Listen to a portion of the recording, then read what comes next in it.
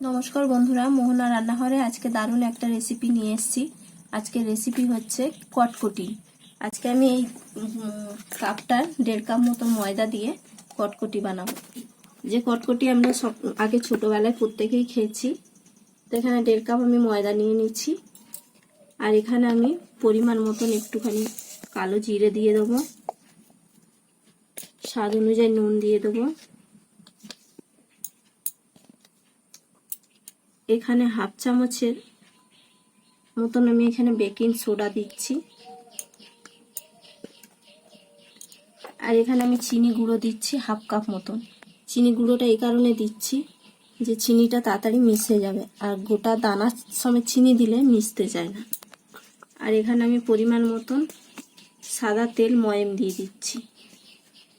খুব ভালো করে এই উপকরণগুলো মিশিয়ে নেব। খুব ভালো করে উপকরণগুলো মিশিয়ে নিচ্ছি। দেখো হাতে করে মুঠো করছি, যদি মুঠো হয়ে যায় তাহলে ভাবে যে ময়ামটা ঠিকঠাক হয়েছে। এটা মাখার জন্য আমি কুসুম গরম জল নিয়েছি, আর শক্ত করে একটা ডো করে নেব। খুব সুন্দর করে দেখো শক্ত টাইপের একটা ডো তৈরি করে নিয়েছি। এবার এগুলোকে আমি লেচি করে নেব। আমি রুটির মতন করে বেলে নেব। রুটির মতন করে বেলে নিয়েছি। দেখো এতটা মোটা আছে, এটা খুব বেশি মোটা হবে না, আবার খুব পাতলাও হবে না। আমি ধারগুলো একটুখানি কেটে নেব ছুরি দিয়ে।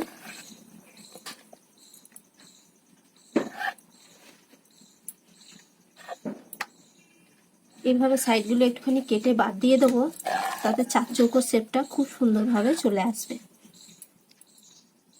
এবার এইভাবে আমি লম্বা লম্বা করে কেটে নেব।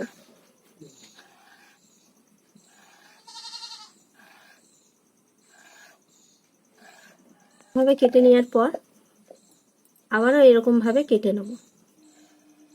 চার চৌকো ভাবে দেখো কাটা হয়ে গেছে কটকটির সাইজে। এবার আমি একটা প্লেটে তুলে নিচ্ছি, আর আমার সবগুলো কাটা হয়ে গেছে। এবার আমি চলে যাব গ্যাসের কাছে ভাজার জন্য। গ্যাসের মধ্যে কড়াই বসিয়ে দিয়েছি, তেলটা গরম হয়ে গেছে, আর গ্যাসের হাইটটা কম করে দিয়েছি, লো টু মিডিয়াম। এবার এগুলো আমি অল্প অল্প করে দিয়ে ভেজে নেব। তেলটা প্রথমে খুব ভালো করে গরম করে নিতে হবে, তারপরে কিন্তু গ্যাসটাকে একদম লো টু মিডিয়ামে রাখতে হবে। দেখো কত সুন্দর নিজে নিজেই ফুলে উঠছে কটকটিগুলো। দেখো কত সুন্দর লাগছে দেখতে, আর কত সুন্দর ফুলে উঠেছে। কালারটা কত সুন্দর চেঞ্জ হয়ে আসছে দেখো। এবার এগুলো ভাজা হয়ে গেছে, আর বেশি লাল করব না, আমি তুলে নেব।